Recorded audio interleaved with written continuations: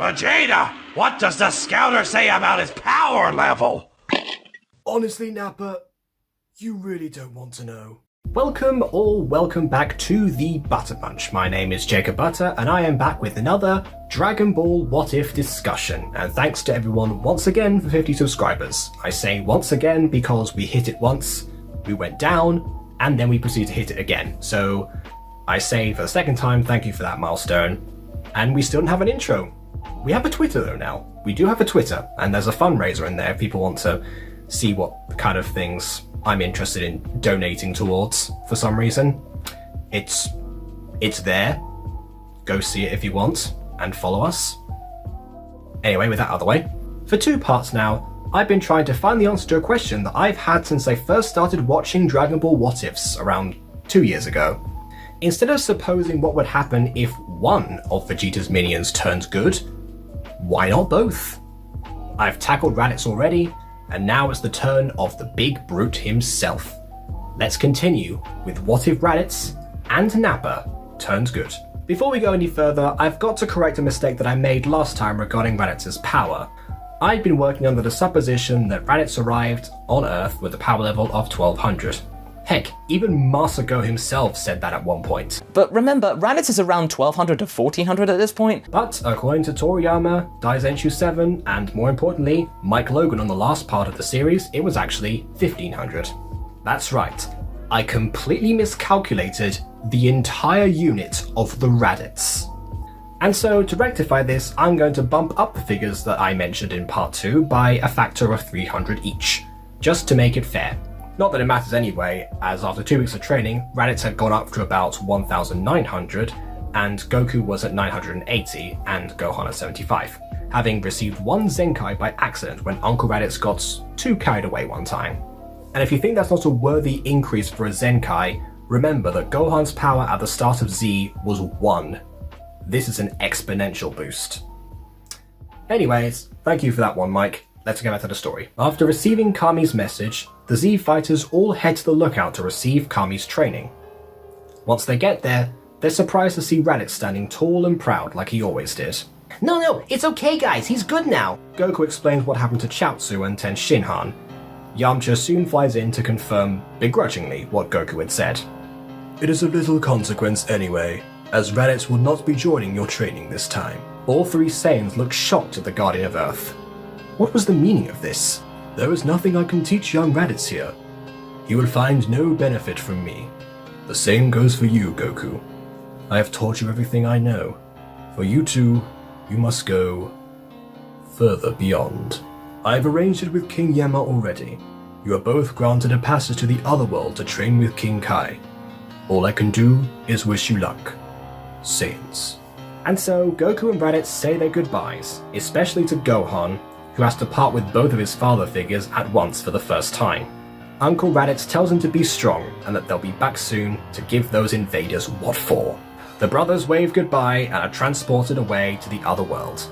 As for the rest of the Z fighters, now with the addition of Gohan, they receive their training. Goku and Raditz run Snake Way together and even help each other when they get too tired. Also, no one falls to Hiffle this time, so they arrive at King Kai's place sooner than expected. Raditz passes King Kai's test quickly, just like Goku did, as the deity finds his nurtured Saiyan bravado very amusing. The training begins and the brothers both learn the Kaioken and the Spirit Bomb, mastering them together, with the added bonus that they get to train with each other in their Kaioken form. Look at us, brother. Those elites may be strong, but we've both become the legendary Super Saiyan. King Kai laughs even more at this, and debunks the idea right off the bat, stating that power that they're talking about comes from even further beyond. I've made that joke twice in this one script I didn't even realise. So we should have more rage, more anger and vigour. Interesting. But that thought gets no further development, as the rest of the time goes by and King Kai eventually forgets to factor in the time it would take to get back to Earth, just like in the original. Back on Earth, Nappa and Vegeta arrive to find power levels that are no match for their own. They wait for the 3 hours while Nappa has his best day ever, and then the Cybermen step into action. Before we proceed further, let's talk power levels once again. Given the Dragon Ball logic of more people training equals stronger results for everyone involved, Everyone benefits from Gohan's inclusion in the roster, so the new power levels are as follows. Yamcha, 1560. Krillin, 1930. Chaozu, 780. Tenshinhan, 2042. And Gohan, 1745. Of course, things haven't gone as smoothly for everyone. Piccolo still refused to be trained by Kami, so he's actually weaker than in the original story, at 2800. That being said, he'd spent a lot more time perfecting the special beam cannon, eagerly awaiting the day that he'd see Raditz and Goku again. But first, the Cybermen. The Cybermen each have a power level of 1200, which I did verify with Daisenshi figures this time. And that means Yamcha actually survives! Once the team are done with the Cybermen, the fight with Nappa proceeds as it did in the original, except for one thing. Piccolo doesn't jump in front of Gohan this time. Nappa's Bomber DX is about to hit the young boy, but another figure intercepts it, taking the blast as best it can. Once the light dissipates, and everyone can clearly see again, they are shocked to discover the lifeless body of Krillin.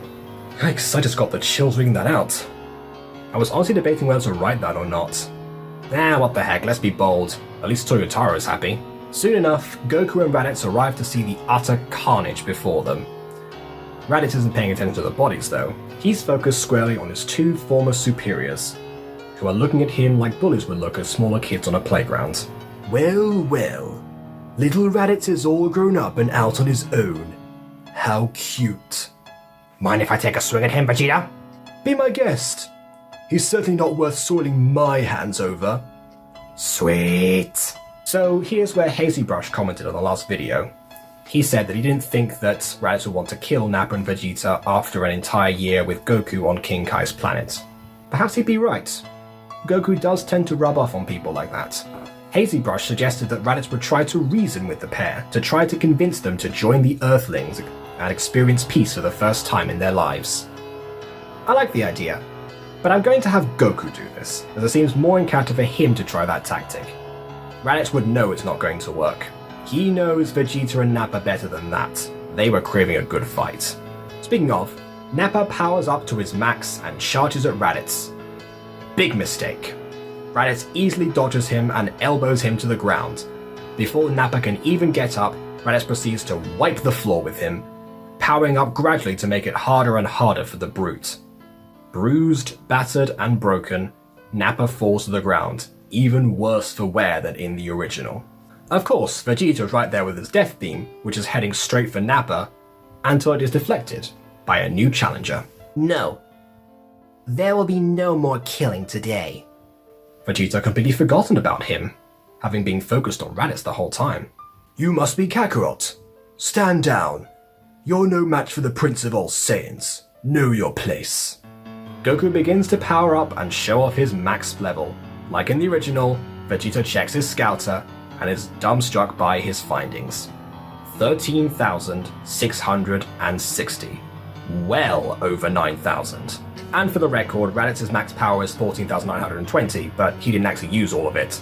And this is without Kaioken. Seeing this display, Vegeta is determined to step in. Just before he does so, Goku tells Raditz to keep Nappa alive, and they fly off to another wasteland to have their fight. Nappa is still processing what had just happened. His master that he'd raised since he was a baby just tried to end him like he was nothing. And a low-class warrior that he just met had stepped in to save him? This was a lot to take in. And yes, I stole this setup from Masako. I'm sorry, but it is, in my opinion, the best place to turn Nappa good. It's not like he or Raditz were actually around for that long in the show, so you gotta wait for what you get. The Goku vs Vegeta fight begins as in the original, right up to the Power Moon section.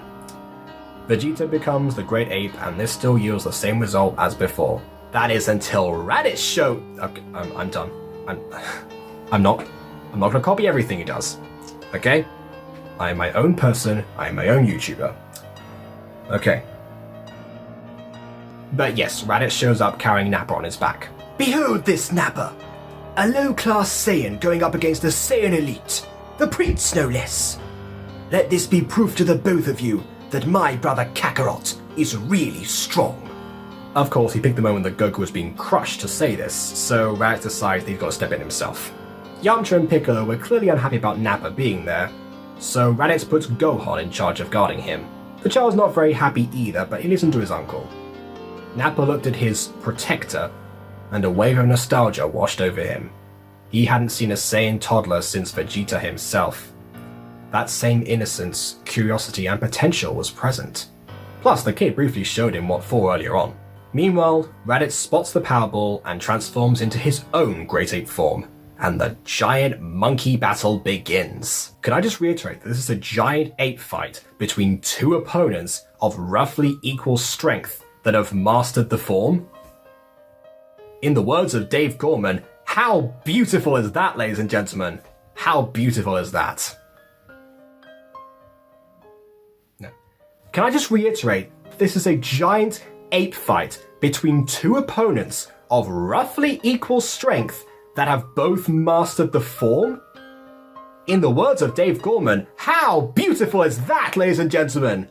How beautiful is that? Anyway, the wasteland becomes even more wasted, and the spectators have to move further away not to be crushed themselves. Yamcha spots Goku nearby and swoops in to collect him. He also spots the Power Ball nearby, just before it explodes. Akin to what he did to the moon in the original, Piccolo destroys the Power Ball, reverting the Saiyans back to their original form. At which point Raditz finally breaks out Kaioken and gets the upper hand on Vegeta. Is there still a beam struggle? Well, yes, but this time between Raditz and Vegeta. The prince is sent careening into the sky a la Team Rocket, and when he lands back down, he makes his way towards his pod, having just called it over. As he's about to leave, he takes one last look at the exhausted Raditz, the crushed Kakarot, and the broken Nappa. Look what the Saiyan race has become. You three are the last of my subjects. What a sorry bunch.